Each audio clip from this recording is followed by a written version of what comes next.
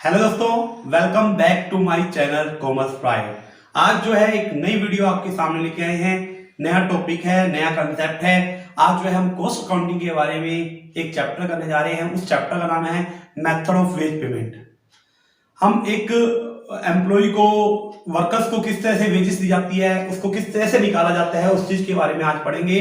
Method of ways payment निकालने के तीन तरीके हैं अपने।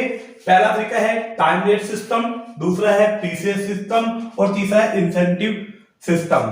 तो टाइम रेट सिस्टम के पहले हम वन बाय वन, पहले इसके बारे में थोड़ा सा, ये चार्ट जो बनाया है उसके बारे में थोड़ा सा देख लेते हैं। उसके बाद वन बाय वन इसका हम एक्सप्लेन करेंगे विद एग्जांपल के साथ। तो टाइम रेट का मतलब क्या होता है कि जितने घंटे वो एम्प्लॉय काम करेगा, जितने घंटे काम करेगा उस घंटे के हिसाब से उसको वेजेस दी जाएगी। जैसे कि एक बंदा 3 घंटे काम करता है और 1 घंटे का रेट 10 रुपए है अपना, तो 3 घंटे काम करता है, 1 घंटे का रेट 10 रुपए, तो कितना हो जाएगा 10 × 30, तो कितना हो जाएगा 30 रुपए उसकी वेजेस हो जाएगी। इसी तरह से पीस रेट, जैसे इसका नाम है वैसा उसका काम है अपना, मतलब जितनी यूनिट बनाएगा उसके हिसाब से उसको वेजेस दी जाएगी। और तीसरा है इंसेंटिव स्कीम। इंसेंटिव स्कीम्स के अंदर मतलब अगर वो ज्यादा काम करता है तो उसको इंसेंटिव दिया जाएगा, मतलब एक किस्म का बोनस रिवार्ड उसको दिया जाएगा। तो टाइम रेट को इस तरह से क्लासिफाई किया है, 3 तरह से क्लासिफाई किया गया है। एक तो state piece rate with graduated time rate और डिफरेंशियल प्राइस रेट। इसमें 2 आएंगे, एक आएगा टेलर और एक आएगा मेरिट। इसके बाद इंसेंटिव में हमारा पहला आएगा प्रीमियम बोनस मेथड। इसमें 3 आएंगे, हेल्से, रोहन और रोहन वियर। इसी तरह से combination of time rate and piece rate के अंदर बता रहा है कि इसके अंदर क्या आएंगे, हमारा इमल्सन आएगा, गैंट आएगा, बेडॉक्स आएगा, ये सब इसके अंदर पढ़ेंगे।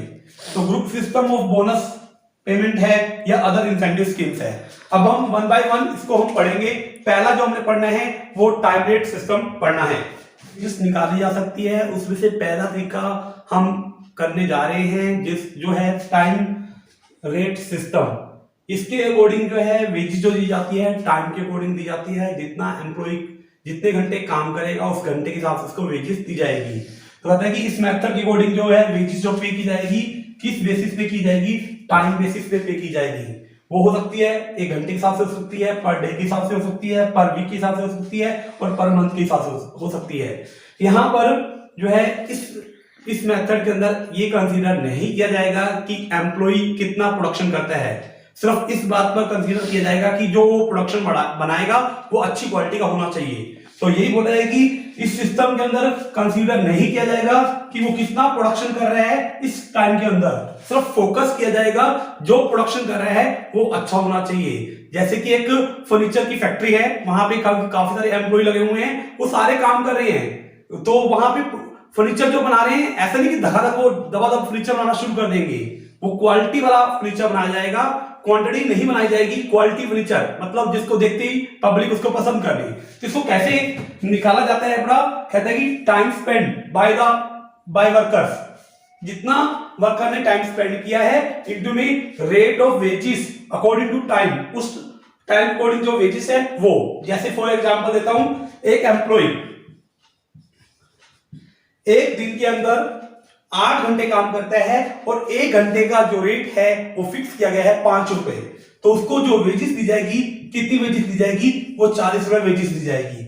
अब जो है हम इसकी पढ़ेंगे मेरिट और डीमेरिट के बारे में। जो है हम इसकी मेरिट करेंगे। मेरिट में क्या है का पहला पॉइंट जो है कि सिंप्लिसिटी है, मतलब बहुत इसको निकालना आसान है, इसको आसानी से निकाला जा सकता है। जैसे कि मैंने अभी आपको एक एग्जांपल दिया था कि एक दिन में 10 घंटे काम किया जाता है और 1 घंटे का रेट जो है 5 रुपए है, तो कितनी वेजेस दी जाएगी इसको, 50 रुपए। इसको ये बहुत आसानी से इसको समझा जा सकता है, सिंप्लिसिटी है बड़ा। सेकंड है कि इसके अंदर ना रेम्युनरेशन की सर्टेनिटी होती है, मतलब रेम्युनरेशन मिलेगा ही मिलेगा, हम चाहे काम करें चाहे ना करें, हमें रेम्युनरेशन दिया ही जाएगा। रेम्युनरेशन की गारंटी होती है। कई वर्कर्स आके, मैं इसका डीमेरिट भी बता सकता हूं साथ के साथ, बट हम यहां मेरिट की बात में करें कि यहां पे जो है वेजेस तो दिया ही जाएगा, चाहे वर्कर काम करे चाहे ना करे, वेजेस दिया ही जाता है बड़ा। दूसरा है क्वालिटी प्रोडक्शन। यहां क्वांटिटी के ऊपर जोर नहीं दिया जाता, क्वालिटी प्रोडक्शन किया जाता है। इट मींस एक प्रोडक्ट पे टाइम तो दिया जाता है बड़ा, ताकि वो प्रोडक्ट अच्छी क्वालिटी का बन सके। क्वांटिटी के ऊपर जोर नहीं दिया जाता, यहां पे जो जोर दिया जाता है वो क्वालिटी प्रोडक्शन के ऊपर जोर दिया जाता है। और proper utilization of factor of production, जो फैक्ट्री के अंदर जो हमारे फैक्टर्स हैं बड़े, जैसे कोई भी फैक्टर होता है जैसे मशीनें, वो हमारी मशीनों का प्रॉपर तरह से यूज करें, क्योंकि इसमें काम एम्प्लॉय जो है आराम से करता है, तो आराम से करेगा तो मशीनों को सही ढंग से यूज करेगा और सही, तो इसलिए इसकी मेरिट में आ रहा है कि सही तरीके से जो है मशीनों का यूज किया जाएगा। और अगला है यूनिटी ऑफ वर्कर्स। वर्कर्स में यूनिटी रहती है, मतलब उनमें कोई कंपटीशन तो होता नहीं है कि मैं इससे यूनिट ज्यादा बना दी तो इसको ज्यादा सैलरी मिलेगी, तो कोई यूनिट कम बनाए कोई ज्यादा बनाए, तो सभी को सैलरी समान रहती है अपनी, तो इनमें कोई कंपटीशन तो होता नहीं है, इसलिए वो सारे मिलकर एक ही रहते हैं अपने। तो ये पॉइंट है यूनिटी ऑफ वर्कर्स। वर्कर्स में क्या होती है? यूनिटी होती है। ये तो थी इसकी मेरिट। अब जो हम पढ़ेंगे इसकी डीमेरिट के बारे में पढ़ेंगे।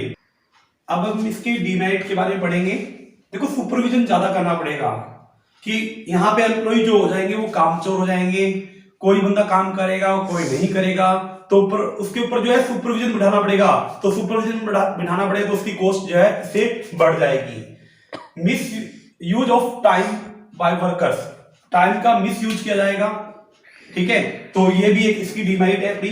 Increase the cost per unit, हमारे यहाँ पे कॉस्ट पर यूनिट भी जो है बढ़नी स्टार्ट हो जाएगी, क्योंकि कोई एम्प्लॉय काम करेगा कोई एम्प्लॉय काम नहीं करेगा, इससे हमारी क्या है? कॉस्ट बढ़नी स्टार्ट हो जाएगी। अगर कि हम यहाँ पे मेजर नहीं कर सकते कौन सा बंदा एफिशिएंट है कौन सा बंदा इनएफिशिएंट है, देखो कई बंदे होते हैं जो, बट इसके अंदर हम वो देख नहीं सकते कि कौन सा एफिशिएंट है कौन सा इनएफिशिएंट है, और इसके अंदर जो है वर्कर जो है ना लेजी बन जाते हैं, सुस्त बन जाते हैं, और वो अवॉइड करते हैं कि हमें काम ना करना पड़े, और साथ में ये इनके अंदर कोई कंपटीशन तो होता नहीं है, ना ही इसके अंदर जो है इंसेंटिव प्रोवाइड किया जाता है बड़ा। ये इसकी जो थी डीमेरिट थी।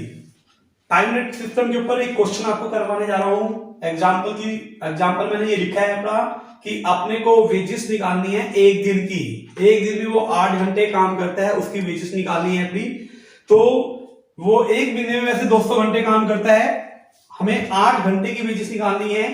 तो ये स्टेटमेंट दे रखी है कि उसको मंथली सैलरी मिल रही है कितनी? 2000 रुपए लीव सैलरी, मतलब छुट्टियों के पैसे।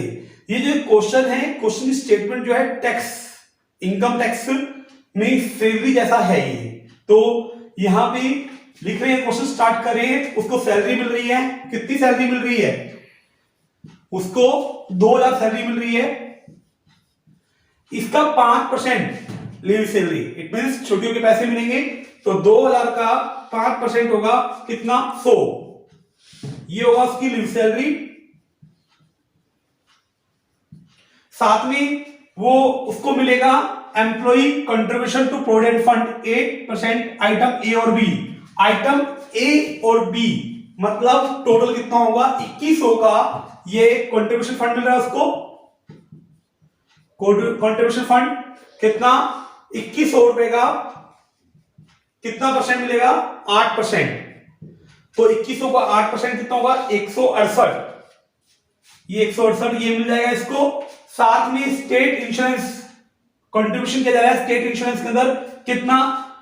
2.5% आइटम ए और बी। आइटम ए और बी का कितना?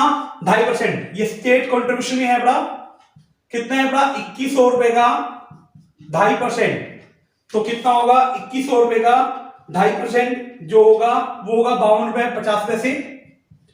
साथ में ये product expenditures to state insurance दिया जा रहा है कितना? 179.50 पर हेड पर मंथ के हिसाब से दिया जा रहा है अपना 79.50।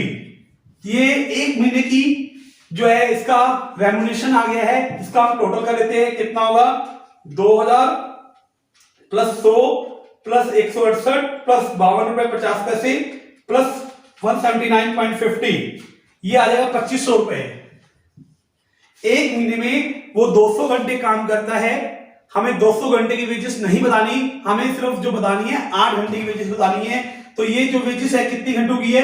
200 घंटों की है, और इसको मल्टीप्लाई कर देंगे कितने से? 8 से, तो कितना आएगा? 2500 डिवाइड बाय 200 इंटू में 8, तो उसको वेजेस जो दी जाएगी 8 घंटों की जो वेजेस दी जाएगी वो 100 रुपए दी जाएगी। मैंने आपको टाइम रेट सिस्टम का एक क्वेश्चन करवा दिया है। नेक्स्ट जो करने जा रहे हैं इसके अंदर हम पी सेट करने जा रहे हैं। पी सेट का मतलब होता है कि जितनी एम्प्लॉय या वर्कर जितनी यूनिट बनाएगा उसके हिसाब से उसको वेजेस दी जाएगी। स्टैंडर्ड सेट कर लिया जाएगा कि एक एम्प्लॉय को के अंदर ये डिसाइड कर दिया जाता है कि एक एम्प्लॉय कितनी यूनिट बनाएगा, उस यूनिट के हिसाब से उसको पैसे दिए जाएंगे। तो जैसे कि एक एम्प्लॉय बनाता है 10 यूनिट और एक यूनिट का रेट जो है फिक्स कर दिया जाता है कि मान लो एक यूनिट को बनाने का रेट जो है 30 रुपए है।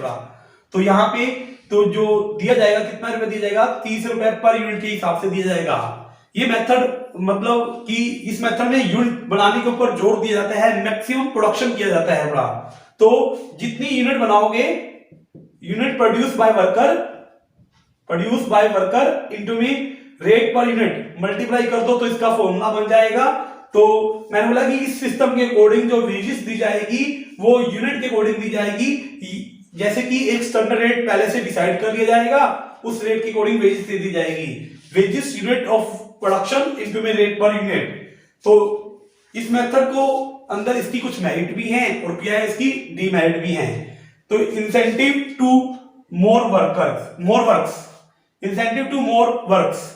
तो इसके अंदर जो है एम्प्लॉय को पता है कि जितनी ज्यादा यूनिट बनाऊंगा उतनी ज्यादा उसको सैलरी दी जाएगी, उतना ज्यादा उसको बेनिफिट होने वाला है। तो वो इस चीज के लिए ज्यादा क्या करेगा, काम करेगा। और प्रॉपर यूटिलाइजेशन ऑफ मशीन, अब मशीन का ना पूरी तरीके से यूज किया जाएगा। जितने भी हमारे फैक्टर्स हैं उनका यूज किया जाएगा, क्योंकि जो वर्कर्स होते हैं वो ज्यादा मशीन का यूज करेंगे और ज्यादा प्रोडक्शन कर पाएंगे ताकि उनको ज्यादा क्या मिल पाए, सैलरी मिल पाए। तो अगला इसका मेरिट बताया कि इंक्रीज इन द क्वांटिटी। यहां क्वालिटी पर जोर नहीं दिया जाता, किस चीज पर जोर दिया जाता है, क्वांटिटी। ज्यादा क्वांटिटी बनाई जाती है, मैक्सिमम क्वांटिटी बनाई जाती है ताकि वो गेट कर सके क्या, मैक्सिमम वेजेस गेट कर सके। अगला है कि इसके अंदर जो होता है डिक्रीज हो जाता है प्रोडक्शन की कॉस्ट पर यूनिट जो है कम हो जाती है। पहले जो हम पिछले मेथड में पढ़ रहे थे ना, वहां प्रोडक्शन की कॉस्ट बढ़ रही थी। क्यों बढ़ रही थी, क्योंकि वहां पे एम्प्लॉय काम नहीं कर रहे थे। यहाँ पे सभी चीजों का सही ढंग से यूटिलाइजेशन किया जाएगा तो अपने आप ही मेरी जो प्रोडक्शन किया जा रहा है उसकी कॉस्ट क्या हो जाएगी, पर यूनिट जो है कम आनी स्टार्ट हो जाएगी।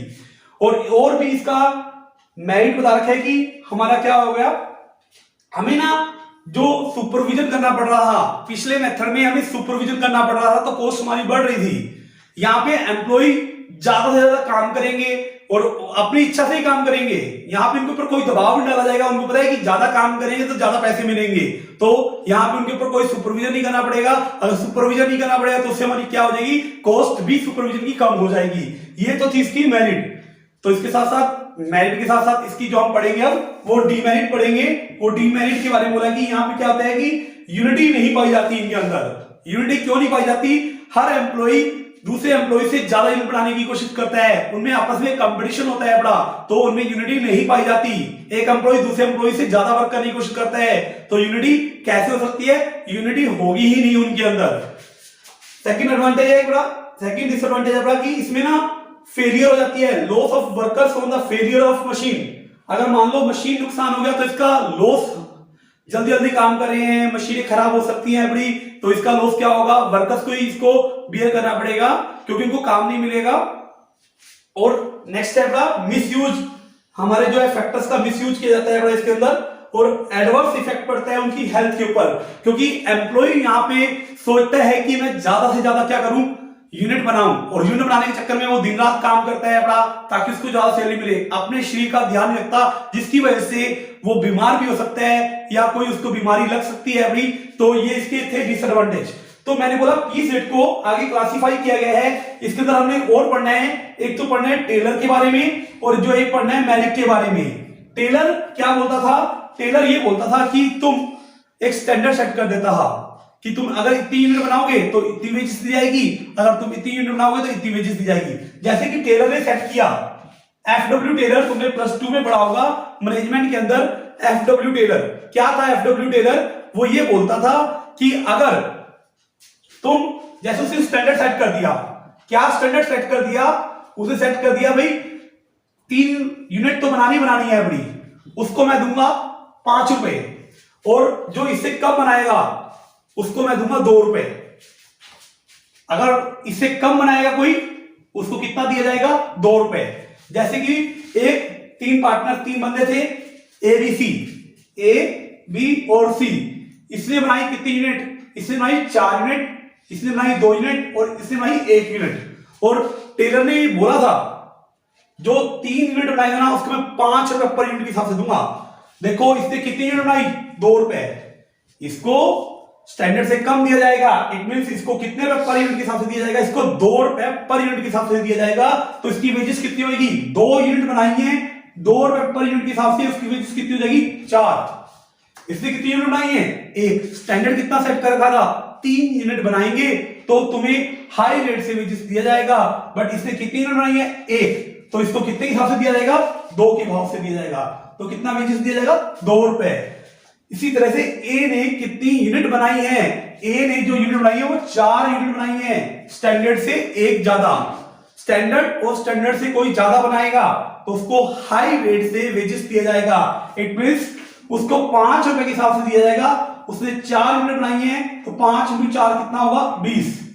यहां टेलर ने 2 तरह की रेट डिसाइड कर दी, एक हाई रेट और एक लो रेट। हाई रेट उनको दी जाएगी जो स्टैंडर्ड और स्टैंडर्ड के इक्विवेलेंट काम करेगा, उसको हाई रेट दिया जाएगा। और जो स्टैंडर्ड और स्टैंडर्ड से कम काम करेगा उसको क्या दिया जाएगा? लो दिया जाएगा। ये टेलर था। इसी तरह से हमारा एक मैरिक भी है।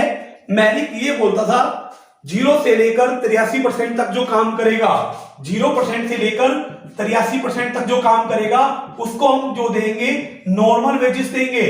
और जो बंदा 83% से लेकर 100% तक काम करेगा वेजेस का 110 देंगे। और जो बंदा उससे भी ज्यादा काम करेगा उसको वेजेस का 120% देंगे। तो मैंने ये आज इसकी थोड़ी थ्योरी बताई है, इसके ऊपर जो है प्रैक्टिकल क्वेश्चन मैं आगे तुम्हें करवाऊंगा। तो वीडियो अच्छी लगे तो वीडियो को लाइक कीजिए, शेयर कीजिए और मेरे चैनल को सब्सक्राइब कीजिए। थैंक यू बच्चों।